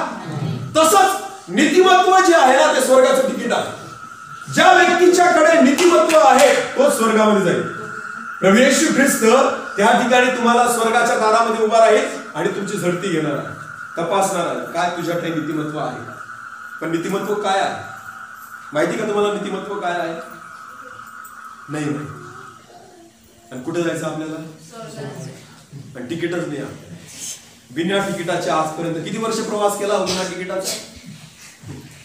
ज्या दिवशी तुम्ही बाप्तिस्मा घेतला तिथून तर आतापर्यंत मोजा किती वर्ष झाले. काहींना महिने झाले, काहींना दिवस झाले, काहींना वर्ष झाले, पण अजून बिना तिकिटाचेच प्रवास करताय. आणि कुठे चाललो? जाऊ देईल का प्रभू मध्ये? कारण आपल्याकडे तिकीटच नाही. नीतिमत्व काय हेच आपल्याला माहिती नाही. तुम्हाला माहिती का नीतिमत्व काय? नीतिमत्व म्हणजे पापी व्यक्तीच्या पापांची क्षमा होणं हे नीतिमत्व आहे. हालेलुया. परमेश्वराने म्हणणं की हा तुझ्या पापांची क्षमा झालेली आहे. परमेश्वराने म्हणणं, माणसाने नाही. परमेश्वराने म्हणणं की तुझ्या पापांची क्षमा झालेली हे नीतिमत्व आहे. ज्यावेळेस एक व्यभिचारी स्त्री होती, त्या व्यभिचारी स्त्रीला व्यभिचार करताना सापडवलं. आठवतं का बायबलमध्ये? येशू ख्रिस्ताच्या समोर ते शास्त्री पुरुषी याजक त्या स्त्रीला घेऊन आले आणि म्हटले की प्रभूजी, हिला आम्ही व्यभिचार करताना सापडवलेला आहे, रंगे हात पकडलेला आहे, पाप करत होती. आणि मोशेच्या नियमशास्त्रामध्ये असं लिहिलेलं आहे की जी स्त्री व्यभिचार करताना सापडेल तिला तुम्ही दगडमार करा. बरोबर आहे ना? दगडमार करा. मग आता तुम्ही सांगा, येशूला ते विचारत होते, तुम्ही सांगा आता काय करायचं? कारण नियमशास्त्र तर असं म्हणतं, ते वचनाप्रमाणे सांगत होते, नियमशास्त्राप्रमाणे सांगत होते. येशूने काय उत्तर दिलं? तुमच्यापैकी, तुम्ही जेवढे आलेले आहेत ना दगड घेऊन, तुमच्यापैकी ज्याने कधीच काही पाप केलेलं नसेल त्याने पहिला दगड मारा. काय म्हटलं प्रभूने? तुमच्यापैकी कोणी कधीच ज्याने पाप केलेलं नसेल त्याने काय करा? पहिला दगड मारा. सगळ्यांनी स्वतःला बघितलं की अरे मी तर जन्मताच पापी आहे ना. प्रभू येशूच्या काही पवित्र आत्मा होता, त्या आत्म्याने त्यांना ओळख करून दिली की तुम्ही काय आहात? पापी आहात. एका पण व्यक्तीची हिंमत झाली नाही तिला दगड मारण्याची, कारण सगळ्यांना कळून गेलं की आपण काय आहोत. सगळे लोक एका मागून एक निघून गेले. फक्त एकटा कोण उभा होता तिच्या समोर? येशू. येशूला एकट्याला अधिकार होता तिला दगड मारण्याचा. तेवढ्या सर्व पब्लिक मध्ये एकच व्यक्ती असा होता जो तिला दगड मारू शकत होता, कारण त्याने कधीच पाप केलेलं. म्हणून ती स्त्री निघून गेली नाही, ती तशीच उभी राहिली येशू समोर, कारण तिला माहिती होतं यालाच अधिकार आहे मला दगड मारण्याचा. पण जोपर्यंत तो मला शिक्षा सुनवत नाही तोपर्यंत मी जाऊ शकत. हालेलुया. त्यावेळेस येशूने वर नजर करून पाहिलं आणि तिला म्हटलं, बाई कुठे गेले तुझ्यावर दोष लावणारे? ती म्हटली ते सर्व निघून गेले. येशू म्हणतो, जा, मी पण तुला दोष लावत नाही, तुझ्या पापांची क्षमा झालेली, येथून पुढे ते पाप करू. याला म्हणतात नीतिमत्व. की येशूने म्हटलं तुझ्या पापांची क्षमा झालेली, मी पण तुला दोष लावत. ज्या व्यक्तीला परमेश्वर दोष लावत नाही, ज्या व्यक्तीला येशू दोष लावत नाही, तो नीतिमान आहे. हालेलुया. याच्यात काही नीतिमत्व आहे. काय? आत्मपरीक्षण करा. काय मी नीतिमान आहे का? काय माझ्यामध्ये नीतिमत्व आहे का? काय येशू मला दोष लावणार नाही? अशी कोणती गोष्ट माझ्या जीवनामध्ये आहे? लक्षात घ्या, नीतिमत्व तुम्ही आणि मी प्राप्त करू शकत नाही प्रियांनो. तुम्ही आणि मी विकत घेऊ शकत नाही, मिळवू शकत नाही. कोणत्याच पद्धतीने देवाला तुम्ही प्रसन्न करू शकत नाही. नीतिमत्व येशूने प्राप्त केलं त्या वधस्तंभाच्या मरणाद्वारे. हालेलुया. रक्त सांडलं, मेला, त्याचं कारण तो पापी नसताना त्याने आपले पाप स्वतःवर घेतले आणि त्याने रक्त सांडलं आणि तो नीतिमान ठरला. आणि त्याने म्हटलं, आता तुम्ही जर माझ्यावर विश्वास ठेवतात ना, माझं नीतिमत्व मी तुम्हाला देऊन टाकतो. आपल्याला आयत नीतिमत्व भेटलेलं आहे. शिक्षा कोणाची होती? शिक्षा कोणाची होती? येशूची होती का तुमची आणि माझी होती? कोणाची होती? आपली होती. येशूने पाप केलं होतं का? येशूचा काही दोष होता का? शिक्षा तुमची आणि माझी होती. घेतली कोणी? येशूने. म्हणून तो नीतिमान ठरला आणि ते नीतिमत्व त्याने प्राप्त केलेलं त्याने तुम्हाला आणि मला देऊन टाकलं. म्हटलं, हे घ्या, तुम्ही पाहिलं. आता जे नीतिमत्व धारण केलेलं आहे ना, ते तुमचं आणि माझं नाही. कोणाचं आहे? येशूचं. काय ते नीतिमत्व आपल्या जीवनामध्ये आहे? ते केव्हा प्राप्त होतं? जेव्हा मला कळतं की मी पापी आहे आणि मी क्षमा मागतो प्रभूकडे, मी रडतो, पश्चाताप करतो, प्रभूला म्हणतो, प्रभू माझ्या पाप्यावर दया कर, कारण माझ्यासाठी तू तो वधस्तंभ सहन केलेला आहे आणि माझे पाप स्वतःवर घेतलेले आहे. आणि मग आपण नीतिमान ठरतो. हे शिकवण्यासाठी पवित्र आत्मा. पापाविषयी, नीतिमत्वाविषयी, आणि तिसरी गोष्ट न्याय निवाड्याविषयी. तिसरी गोष्ट काय आहे? की प्रभू येशू ख्रिस्त हा सर्वांचा न्याय करायला परत एकदा येणार आहे, हे शिकवण्यासाठी पवित्र आत्मा. आपण तर पवित्र आत्म्याला त्याचं कामच करू देत नाही. पवित्र आत्म्याला मनुष्य त्याचं काम करू देत. पवित्र आत्म्याला म्हणतो, दान दे मला, वरदान दे मला, अन्य भाषेचं दान दे, चमत्काराचं दान दे, आरोग्याचं दान दे, आणि प्रगटीकरणाचं दान दे, संदेशाचं दान दे, अद्भुत चिन्ह चमत्काराचं दान दे. फक्त प्रभूला आपण म्हणतो, तू पवित्र आत्म्याला म्हणतो तू दानच दे. आज लोक पवित्र आत्म्याच्या मागे फक्त दानांसाठी लागलेले आहेत. कोणीच पापक्षमेसाठी लागलेलं नाही, कोणी नीतिमत्वासाठी लागलेलं नाही, कोणीच शिकण्यासाठी लागलेलं नाही. सगळे शिकवण्याच्या मागे लागलेले आहेत. काय पवित्र आत्म्याला मी कधी म्हटलं, पवित्र आत्मा तू माझे दोष मला दाखव? नाही, पवित्र आत्म्याला आपण म्हणतो पवित्र आत्मा तुझा अभिषेक दे, तुझं सामर्थ्य दे, तुझा दुग्ध अभिषेक दे, अद्भुत चिन्ह चमत्कार घडू दे. मी हात लावला का लोक पडायला पाहिजे. पडून काय होणार आहे? मी 17 लोकांना पाडलं, पडून काय होणार? त्या व्यक्तीचं तारण होईल का? धडाधड लोक पडले माझ्याद्वारे, मी हात ठेवता न ठेवता सुद्धा लोक पडले, पण तो पडलेला व्यक्ती स्वर्गात जाणार आहे का? त्याचा उद्धार होणार आहे का? नाही. देवाकडे आपण मागतो पवित्र आत्मा ये, मला तू दान दे, आरोग्याचं दान दे, चंगाईचं दान दे, चिन्ह चमत्काराचं दान दे. देव देतो. आणि ते दान घेऊन काय करतात तुम्ही? कॅन्सर बरा झाला, टीबी बरा झाला, एड्स बरा झाला, लंगडा चालायला लागला, आंधळ्याला दिसायला लागला, आणि मग स्वर्गात गेला का तो? आरोग्य मिळून स्वर्गात गेला का? शारीरिक आरोग्य आणि शारीरिक चंगाई हे तुम्हाला स्वर्गात घेऊन जाऊ शकत? दान वरदान तुम्हाला स्वर्गात घेऊन जाऊ शकत? अहो, पवित्र आत्मा ज्या कामासाठी आला ना, ते काम त्याला करू द्या. त्याला पापाची जाणीव करू द्या, त्याला नीतिमत्वाविषयी शिकवू द्या, त्याला न्याय निवाड्याविषयी आपल्याला जाणीव करू द्या, त्याला शिकवू द्या की परमेश्वराने मला काय शिकवून ठेवलेले त्याची आठवण त्याला करू द्या. आपण पवित्र आत्म्याला त्याचं कामच करू द्या. हे आहे पवित्र आत्म्याचं काम. हा आहे पवित्र आत्मा जो आला तुम्हाला शिकवण्यासाठी. म्हणून त्याला कैवारी म्हटलेलं आहे, म्हणून त्याला सहाय्यक म्हटलेलं आहे. तो आधार देण्यासाठी आला, तो तुम्हाला चालवण्यासाठी आला, तो तुम्हाला मार्ग दाखवण्यासाठी आला. आज पवित्र आत्म्याला आपण त्याचं कामच करू देतो. चिन्ह चमत्कार, बस अद्भुत कार्य, सामर्थ्य. आज अनेक 90% ख्रिस्ती लोक याच्याच मागे लागलेले. 90% ख्रिस्ती लोक फक्त चिन्ह चमत्काराच्या मागे पळत आहेत. कशाच्या माग? चिन्ह चमत्काराच्या. तुम्हाला आरोग्य मिळालं पण स्वर्गात जाल का? तो भिकारी लाजर आयुष्यभर काय मागत होता?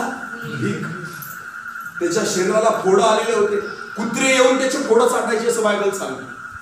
आयुष्यभर त्यांनी ती परिस्थिती काढली, पण ज्यावेळेस मेला तेव्हा कुठे जाऊन बसला? अब्राहामाच्या उराशी सुखलोकामध्ये तो त्या ठिकाणी भिकारी लाजर जाऊन बसला. बरोबर आहे ना? मग आरोग्यासाठी प्रार्थना केली, बरा झाला नाही. शरीर अतिशय वास मारत असेल त्याचं, पूर्ण शरीराला फोड आलेले होते. जेव्हा अंगाला फोड येतात ना, कपडे घालता येत नाही. जर शरीराला फोड जर आले समजा, तुम्ही शर्ट घालू शकत नाही. का? कारण तुमच्या स्किनवर जे फोड आलेले असतात ना, त्याला हे शर्ट घासलं जातं आणि मग ते फुटून जातं. म्हणजे तो भिकारी लाजर कपडे सुद्धा चांगले घालू शकत नव्हता. आयुष्य त्याने तसंच काढलं बिना कपड्यांचं आणि त्या आजारामध्ये. तर कुठं जाऊन बसला? सुखलोकामध्ये, अब्राहामाच्या उराशी. काय महत्वाचं आहे आज आपल्या जीवनामध्ये? अहो, जो पवित्र आत्मा परमेश्वराने तुम्हाला आणि मला दिला ना, त्याला ओळखा प्रियांनो. तो कशासाठी आलेला आहे? तो मधून तुम्हाला बदलण्यासाठी आलेला आहे. हालेलुया. तो पापाविषयी शिकवण्यासाठी आलेला आहे, तो नीतिमत्वाविषयी शिकवण्यासाठी आलेला आहे. तो तुम्हाला हे सांगतो की तुम्ही काय करावं आणि काय करू नये. हालेलुया.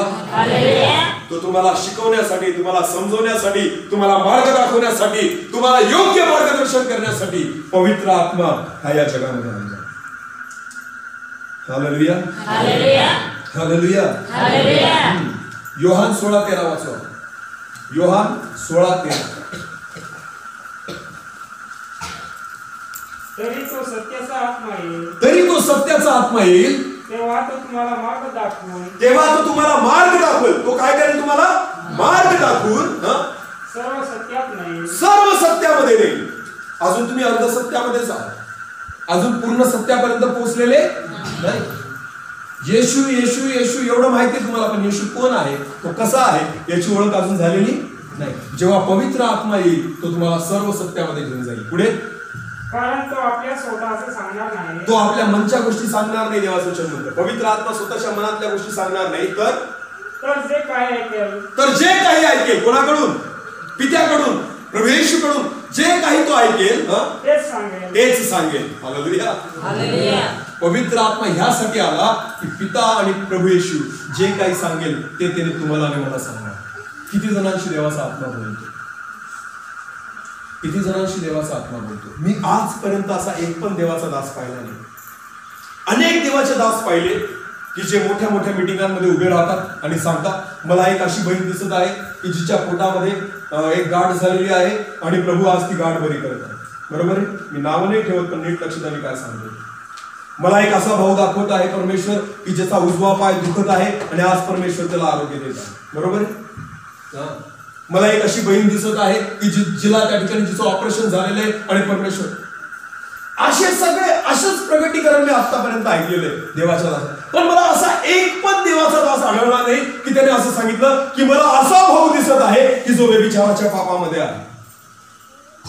मला एक असा भाऊ दिसत आहे की जो गांजा पितो, जो नशा करत आहे, जो घाण गोष्टी करत आहे, जो पाप करत आहे, जो चोरी करत आहे, जो लबाड्या करत आहे, जो खोटं बोलत आहे, जो भांडणं करत आहे, जो त्याच्या बायकोला घरात जाऊन मारत आहे, जो वाईट गोष्टी करत आहे. एकही देवाचा दास आतापर्यंत असा दिसला नाही की ज्याने मनुष्याचं पाप सांगितलं की अशी एखादी बहीण या ठिकाणी आहे जी व्यभिचाराच्या पापामध्ये आहे.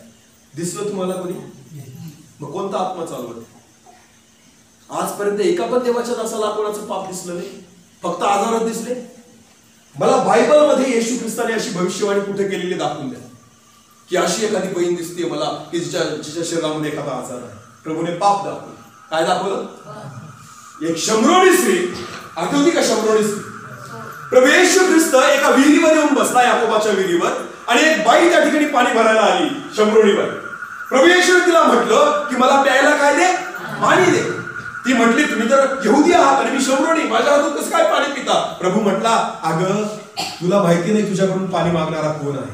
जर तुला हे कळलं असतं तर तू माझ्याकडून मागितलं असतं, कारण माझ्याकडे जीवनी पाणी आहे जे पिल्यानंतर कोणाला परत तहान लागत. आता बघा ही जी बाई होती ना, हिला लगेच वाटलं बापरे असं कोणतं पाणी आहे. ती लगेच म्हणते प्रभू मला ते पाणी द्या. मग प्रभू म्हणतो तुला पाणी पाहिजे ना, जा तुझ्या नवऱ्याला बोलून आण. प्रभू काय म्हणतो? जा तुझ्या नवऱ्याला बोलून आण. कारण तिच्या जीवनामध्ये पाप तिथंच दडलेलं होतं. म्हणून प्रभूने तिला फक्त एकच म्हटलं तुला जीवनी पाणी पाहिजे ना, जा तुझ्या नवऱ्याला बोलून आण. ती काय म्हणती? मला नवरा. प्रभू म्हणतो बरोबर बोलती, तुला नवरा नाही, कारण तुला किती नवरे आहेत आणि जो 6वा तुझ्या सोबत आहे तो तुझा नवरा. येशूने पाप दाखवलं की तुझं पाप इथं आहे. आणि त्यावेळेस ती स्त्री काय म्हणती? तुम्ही संदेश आहात, आता मला कळलं. जेव्हा तिला कळलं की या समोरच्या व्यक्तीने माझं पाप दाखवलं, तिने येशूला म्हटलं की आता मला कळलेलं आहे की तुम्ही देवाचे संदेश आहात. किती देवाचे दास आहेत आज लोकांचं पाप दाखवतात, उलट पाप झाकतात. देवाचे दास काय करतात? लोकांचे पाप झाकतात. तू दुनियादारी कर पण चर्चला ये, दारू प्यायची पी, चर्चला ये, मिटिंगांना ये. आपल्या भागामध्ये मोठमोठ्या मिटिंगा होतात, अनेक चिन्ह चमत्कार करणारे देवाचे दास येतात. पण तुम्हाला एक गोष्ट सांगतो, उंबर पाट्याला मिटिंग असली, जे लोक आजारासाठी प्रार्थना करायला पुढे असतात ना, वारशा पाट्यावर पण तेच लोक राहतात. तुम्ही लागल्यास फोटो काढा त्या लोकांचा, त्यांची व्हिडिओ शूटिंग करा. आजारासाठी प्रार्थना करायला देवाचे दास बोलतात ना, चला जे आजारी दुःखी असतील त्यांनी पुढे या, ते लगेच येतात पुढे त्या स्टेज जवळ, त्यांचे फोटो काढा. उमर पाट्याची मिटिंग संपली की लगेच थोड्या दिवसांनी कुठे मिटिंग असती? वारशा फाट्याला. वारशा फाट्याला पण दुसरा दास येतो, तो पण बोलवतो या आजारासाठी. हेच असतात परत पुढे जातात. यांचा आजार जात का बरं नाही? यांचा आजार जात का बरं नाही? अरे कुठे का मिटिंग असू द्या, येत असतात, ठरलेले आहेत ते. सैतान काही त्यांना सोडत, तेवढ्या पुरता सोडतो. एका देवाच्या दासाने सुंदर उदाहरण दिलं होतं की समजा चहाचा कप आहे, चहा प्यायलो आपण ना, चहा दिला ना, पास्टरांच्या घरी बसलो, टेबलावर चहाचा कप घेतला आणि ठेवला. चहाच्या कपाच्या खाली किनार चहा लागलेला असतो, बरोबर आहे. आता कप ठेवल्यानंतर तो चहा तिथं लागून जातो टेबलावर. मग जे गोड असतो ना चहा, त्याच्यामध्ये साखर असते. मग लगेच थोड्या वेळाने माशी येते, बरोबर आहे ना. हा, त्या वासाने येते ती, त्या गोडाच्या वासाने. मग माशी आली की आपण काय करतो? तिला असं हाकलून देतो, कारण ती काय सापडती का आपल्याला? सापडती का? मग लगेच आपण असं हाकलून देतो. मग ती काय करते? मला हाकलतो ना की अजून 2 जणांना घेऊन येते. अगं चल तिथं चहा पडलेला आहे. मग आपण परत चहा पितो, तो कप ठेवतो, परत ती माशी भुनभुन करत 3-4 माशा जमा होऊन जातात. मग परत आपण असं हाकलतो. 2 मिनिटासाठी त्या बाजूला जातात ना, परत कप उचलला की परत येऊन बसतात. तुम्ही कितीही हाकला त्या परत येऊन बसणार आहे का? कारण त्याची काही साखर आहे, तो चहा आहे ना, तो चहा तिथं पडलेला आहे. तुम्हाला जर त्यांना हाकलायचं असेल ना, एकच गोष्ट करा, ते पुसून टाका. काय करा? पुसून टाका. ते पुसल्यानंतर माशी येणार आपण ते नाही करत, आपण हाकलात बसतो. हे जे मिटिंगांमध्ये पुढे येतात ना प्रार्थना करायला, हे फक्त माशा हाकलून निघून जातात. हा, तो देवाचा राज काय करतो, फक्त त्यांची माशी हाकलून देतो. चहा तशीच पडलेली आहे, यांच्यातलं पाप तसंच आहे. म्हणून प्रत्येक मीटिंग मध्ये हे जातात, माशा हाकलून द्या आमच्या. त्या माशा परत जाऊन बसतात त्यांच्यावर. आजाराची माशी, दुष्ट आत्म्याची माशी, सैतानाची माशी, या सगळ्या माशा ते परत घेऊन येतात. कारण पाप आहे ना तिथं माशा जमतीलच. जिथं पाप आहे तिथं माशा. जर आजार बरा करायचा आहे ना तुम्हाला, तर ते पापच नाहीसं करा, म्हणजे आजाराला जागाच भेटणार नाही, दुष्ट आत्म्याला जागा भेटणार. म्हणून सैतानाला जास्त टेन्शन नाहीये. ख्रिस्ती लोकांना तो मुळात अजिबात घाबरत नाही सध्या, कारण त्याला माहिती यांचं काहीच होणार नाही, कारण यांनी ठरवून घेतलेलं आहे की आम्ही धार्मिक आहे असं. ख्रिस्ती लोकांनी ठरवून घेतलेलं आहे की आम्ही कुठे जाणार आहे, स्वर्गात. त्याला माहिती आहे की यांनी ठरवलेलं आहे, पण हे जाणार कुठे त्याला पण माहिती आहे, हे नरकातच येणार आहेत बॉस. म्हणून तो टेन्शनच घेत नाही. का? कारण ज्यांनी ठरवून घेतलेलं आहे की आम्ही स्वर्गात जाणार आहे, म्हणून ते काय सुधारायच्या कामाचे. डॉक्टरकडे आजारी लोक जातात का बरेच असलेले लोक जातात? असं कधी झालं का, चला आज डॉक्टरांची आठवण झाली, आपण दवाखान्यात जाऊ बा. किती दिवस झाले मी इंजेक्शनच घेतले नाही, चला आज आपण इंजेक्शन. हा, खूप झालं चॉकलेट खाऊन, आता मी गोळ्या घेतो. झालं का असं कधी? रोज मी फेअर अँड लवली लावतो, आज आयडोक्स लावून बघू. झालं का असं कधी? नाही. आजारी पडल्यावरच तुम्ही कुठे जातात? दवाखान्यात जाता. बरोबर आहे ना? आजारी व्यक्तीलाच त्या ठिकाणी गरज आहे या गोष्टीची. प्रियांनो, मी तुम्हाला का ह्या गोष्टी सांगते तुम्हाला कळतंय का? मनुष्याचं पाप जोपर्यंत निघत नाही, माशा येऊन बसणारच आहे. आणि पवित्र आत्मा ह्यासाठी आला की तुमच्यावर माशीच बसू नये, ते पापच पुसलं जावं आणि तुम्हाला कळावं नेमकं मेन कारण काय आहे माशा बसण्याचं. माशा हाकलून फायदा नाही, त्या माशा येऊ नये त्याचा उपाय करतो पवित्र आत्मा.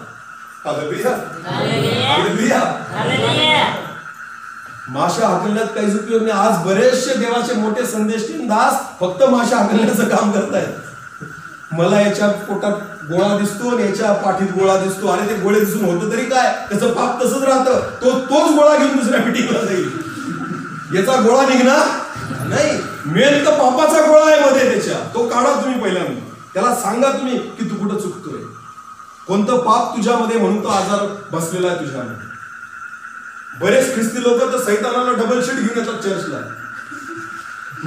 तो मागच बसून येतो मोटरसायकल आणि तुम्हाला सांगतो कानामध्ये, जा लवकर चर्चमध्ये, मस्त आराधना विराधना कर, मी वाट पाहतो तुझी इथे. हाबी जातो मध्ये, हात वर करून आराधना करतो, हात हलवतो, सगळं काही करतो. सैतान हसतो बाहेर बसून, त्याचं चाललंय नाटक. सैतान म्हणतो कुठे जाशील, 2 तासांनी परत माझ्या जवळ येशील. सैतान तिथं मोटरसायकलवरच वाट बघत बसतो तुमची. आणि जसा जातो हा बाहेर मोटरसायकलवर बसला का सैतान लगेच मागं तंगडी टाकून बसतो. आणि सैतान म्हणतो बस झाला आता, चल आपल्या कामाला लागू. मग सुरू झालं परत ना, चालला हा दारूच्या पट्टीवर, चालला हा व्यभिचार करायला.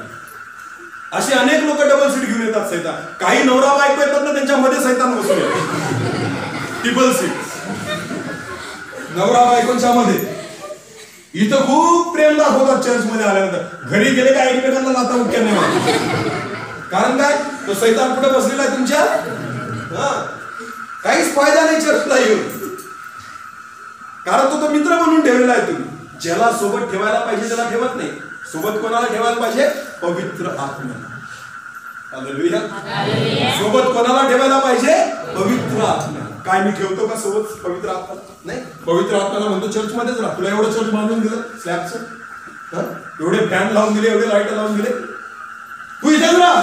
आमच्या घरात कुठे येतो, आमच्या घरामध्ये काही खरं नाही, तिथं काही येऊ नको, पंखा नाही, लाईट नाही, कशाला आमच्या घरी येतो, इथंच राहा. एवढं चर्च तुझ्यासाठी एवढा खर्च केला आम्ही, एवढी चांगली टाईल्स लावली, एवढे वाद्य घेतले, तू इथंच थांब, पुढच्या रविवारी परत तुला भेटायला येईल.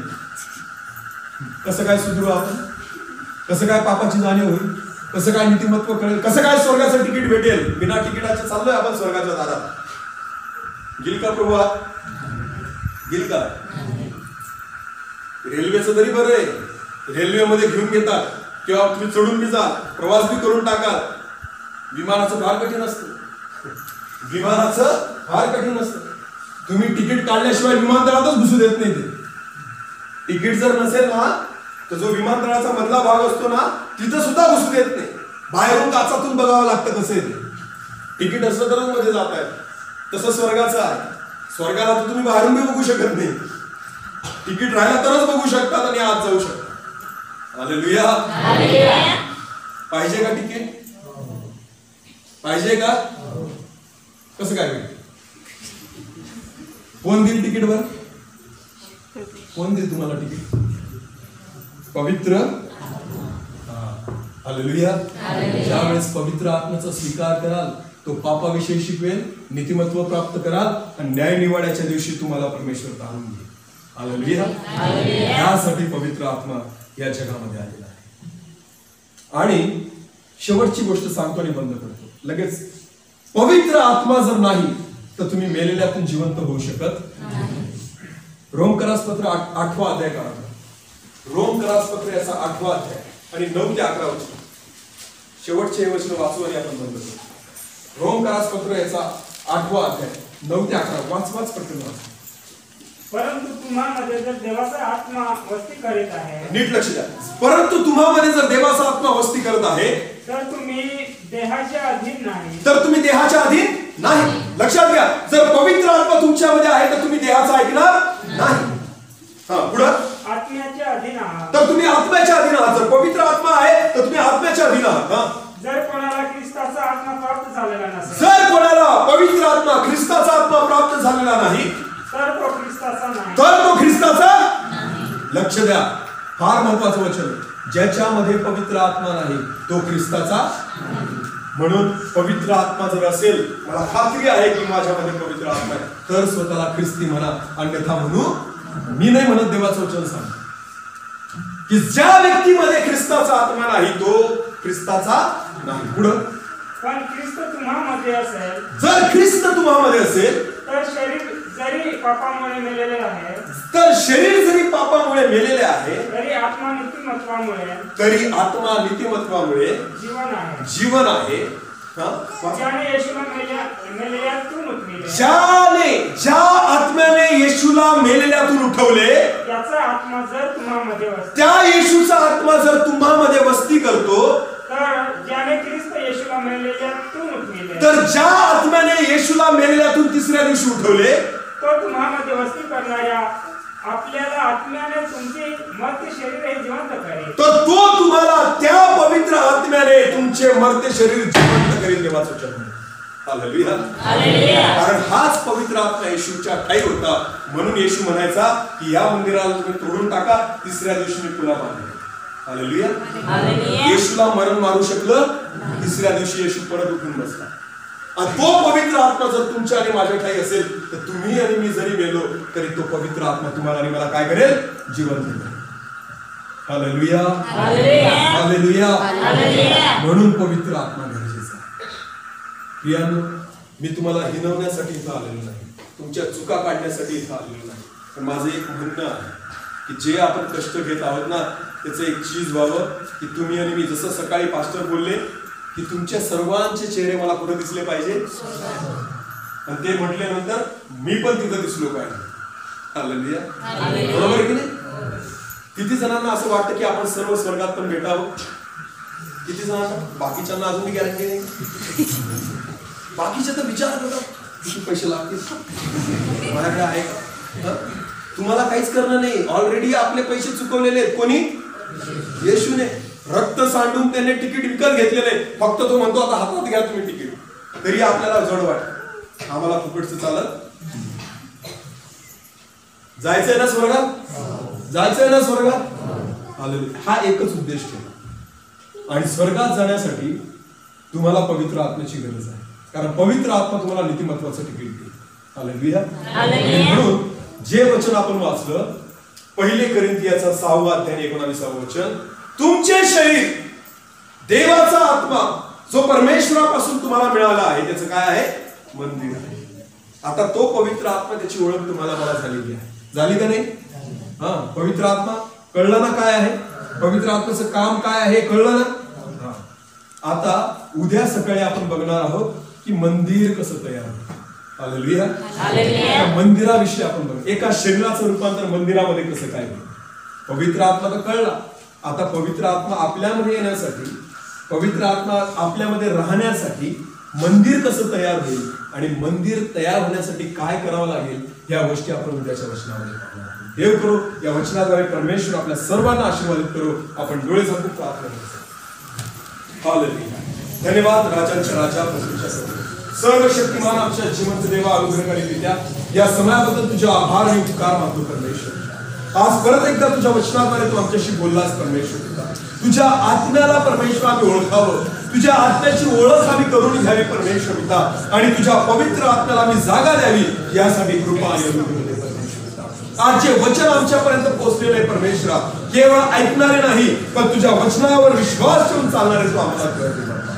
खरंच प्रभू, या 2 दिवसांमध्ये या शरीराचं रूपांतर मंदिरामध्ये होते आणि या मंदिरामध्ये तुझ्या पवित्र आत्म्याची वस्ती व्हावी, यासाठी कृपा आणि अनुग्रह दे. माझ्या देवा, तुझ्या वचनाद्वारे तू आज प्रत्येकाला आशीर्वादित केलेले त्याबद्दल धन्यवाद देतो. केवळ ऐकणारे नाही पण त्या वचनाप्रमाणे चालणारे प्रत्येकाला तू कर परमेश्वर. हे वचन 30 पट, 60 पट, 100 पट फळ देणार असू दे परमेश्वर. आणि आज त्या पवित्र आत्म्याचा अनुभव तू प्रत्येकाच्या जीवनामध्ये दे परमेश्वर. तो पवित्र आत्मा आज प्रत्येकाच्या जीवनामध्ये ओत परमेश्वर पिता, भर तुझ्या आत्म्याने परमेश्वर पिता, की जेणेकरून प्रभू आज प्रत्येकाला जाणीव होईल की मी पापी आहे. आज त्या नीतिमत्वासाठी परमेश्वर प्रत्येक व्यक्ती झटेल आणि प्रभू त्या न्याय निवाड्याच्या प्रसंगाला चुकवण्यासाठी प्रत्येक जण तयारी करेल. यासाठी पवित्र आत्मा तू आज प्रत्येकाचा काम आहे. हो पवित्र आत्मा, तू भर प्रत्येकाला तुझ्या आत्म्याने भर प्रभू, आणि आज ह्या शरीराचं रूपांतर मंदिरामध्ये होऊ दे परमेश्वर. धन्यवाद प्रार्थना ऐकलीस त्याबद्दल. सर्व आदर, मान, महिमा, गौरव, सन्मान तुझा आहे, तुलाच देतो प्रभू. प्रार्थना येशू प्रभू तुझ्या पवित्र नावामध्ये.